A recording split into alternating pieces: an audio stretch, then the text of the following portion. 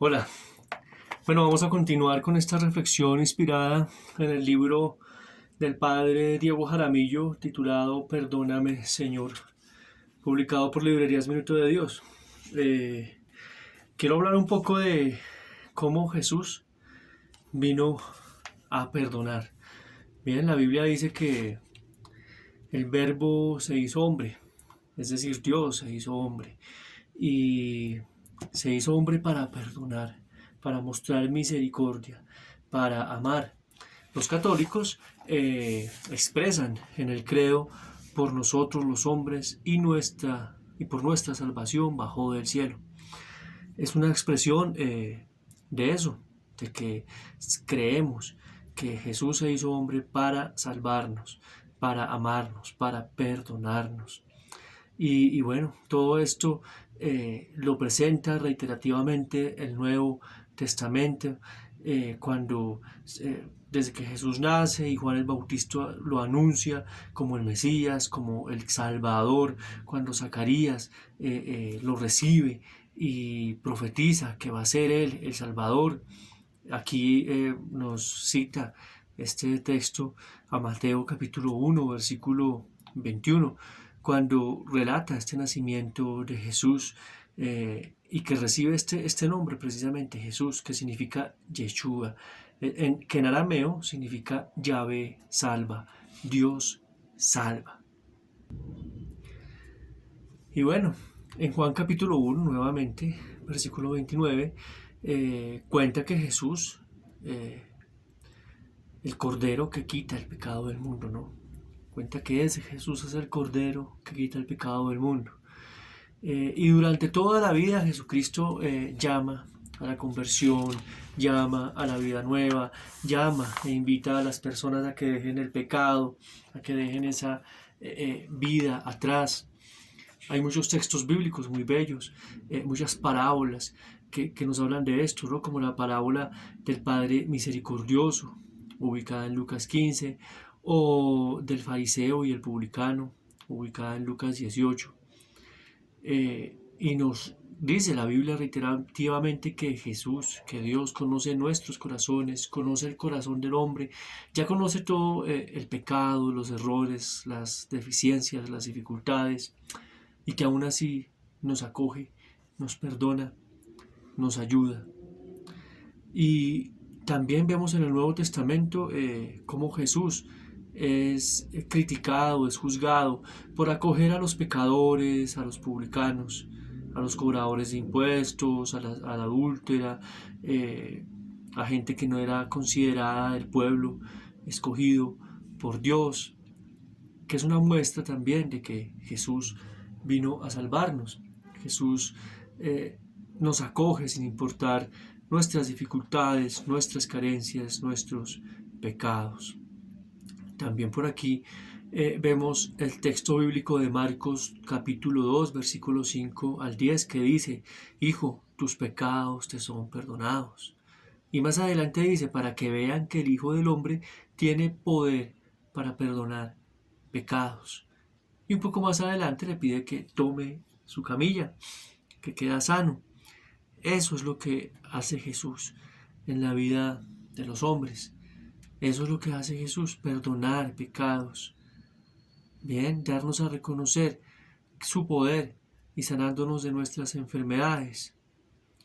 Qué bueno poder decir, como estos personajes bíblicos: Jesús misericordioso, ten compasión de mí. Después, cuando Jesús muere y resucita, deja el Espíritu Santo a los apóstoles para que ellos tengan esa potestad también de perdonar pecados y de hacer milagros y de sanar y de ayudar a que las personas cambien sus vidas y transformen su existencia. Y bueno, es también un llamado a considerarnos imperfectos frente a la perfección de Dios, y que somos salvos no por nuestra perfección, ¿sí?, sino por la misericordia de Dios. Primera de Juan, capítulo 1, del 8 al 10. Si decimos que no tenemos pecado, nos engañamos, dice allí. Y también dice segunda de Pedro, capítulo 2, versículo del 9 a Dios, al 2. Dios no quiere que los culpables perezcan, sino que se conviertan y vuelvan a penitencia. Y también dice en primera de Timoteo, capítulo 5, versículo 20, a los que pecan debes reprenderlos. Pero lo bonito es que después de esta reprensión, pues viene el perdón, ¿no? Viene la sanación. Y cuando estudiamos la Biblia, estos textos del Nuevo Testamento, Hechos de los Apóstoles, las cartas de Paulinas, de Pablo, vemos cómo existen en la iglesia envidias, existen blasfemias, divisiones, apostasía, malas compañías, etc. Pero el llamado es a que se exista un arrepentimiento, ¿no? A que exista una confesión, que en estas primeras comunidades era ante la comunidad, ante un hermano, un prójimo, o ante Dios. Y a partir de esa confesión, pues lógicamente hacer penitencia y volver a ese perdón y ese llamado de Dios. Todos estamos llamados a la santidad. Vuelvo y repito, no por nuestras fuerzas, no por nuestras capacidades, sino por la misericordia de Dios, dejando actuar a Dios en nosotros. Por eso todo lo bueno que hacemos es inspirado por Dios, y todo lo malo que hacemos es cuando estamos lejos de ese poder de Dios, cuando no nos dejamos guiar por Dios. También vemos que hay como una reciprocidad, una invitación de Dios para que seamos recíprocos, ¿bien? Donde Él nos dice, por ejemplo, en Juan capítulo 15, versículo 4, hagan lo que les digo y serán mis amigos, ¿bien? O en Juan capítulo 15, versículo 7, guarden mis palabras y les daré lo que me pidan. Pero fijémonos que siempre hay una reciprocidad, tenemos que poner algo de nuestra parte. También en Juan capítulo 15, versículo del 1 al 17 dice, estén unidos para que así den mucho fruto. Pero siempre hay como un prerequisito, algo que debemos dar de nuestra parte. También aquí citan a San Ambrosio, bien, con una reflexión que dice, la iglesia se compone de dos elementos, los que ignoran el pecado y los pecadores arrepentidos. Efectivamente, la penitencia borra el pecado, la sabiduría lo evita. Nos invita también a hacer unas lecturas bíblicas para meditar sobre ellas y para orar, inspirados por ellas. La primera es segunda de Corintios capítulo 5, versículo 17 al 21. Lo repito, segunda de Corintios capítulo 5, versículo 17 al 21. Y la segunda es Lucas capítulo 19, versículo 1 al 10. Lo repito, Lucas capítulo 19, versículo 1 al 10. También colocan aquí una reflexión muy bella de San Agustín, doctor de la Iglesia, que dice, entre esta multitud que me oye, ¿no habrá ninguno que esté muerto? Los que creen y obran según la verdadera fe están vivos, no muertos, más los que no creen, o creen como creen los demonios, temblando y llevando vida criminal, confesando al Hijo de Dios y no teniendo caridad. Se deben más bien contar en el número de los muertos. El que vive, que siga viviendo. El que está muerto, que pase a la vida, que oiga la voz del Hijo de Dios, el que yacía muerto y que vive.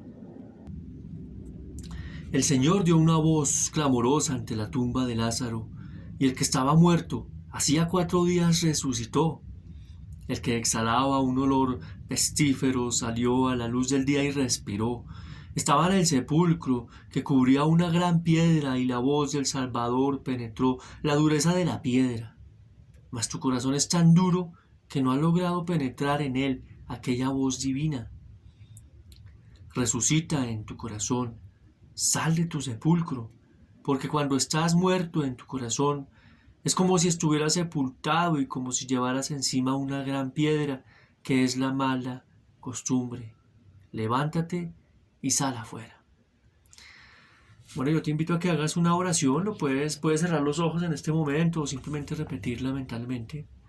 Señor Jesús, que perdonaste a la pecadora y olvidaste la negación de Pedro, perdona mis pecados, renueva en mí tu amor y concédeme vivir en el amor fraterno para que anuncie a todos por doquiera tu salvación.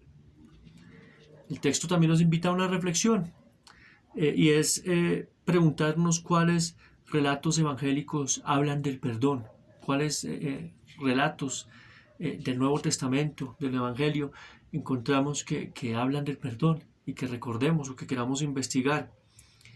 Otra pregunta, otra reflexión es comparar la parábola del hijo pródigo con la parábola de la oveja perdida.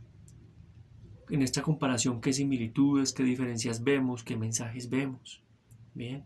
La tercera pregunta es ¿qué valor tiene la sangre que derramó Jesús? ¿Cuál es ese valor que tiene la sangre que derramó Jesús, ese sacrificio? ¿Y por qué? Siguiente pregunta. ¿Qué relación tiene el perdón que nos da Jesús con el perdón que nosotros damos a los demás? Bueno, aquí también hay otras tareas. Nos invita a leer libros sobre el perdón. Lógicamente, este libro del Padre Diego que se llama Perdóname, Señor. Y aquí hay otra sugerencia que es un libro que se llama El regreso del hijo pródigo, escrito por Henry Nouwen. También nos invita a otra tarea que es participar en un proceso penitencial, hacer una penitencia. Y también nos invita a hacer una tarea de hacer un ayuno voluntario y estricto, ofrecerlo a Dios por nuestros pecados. Muchísimas gracias.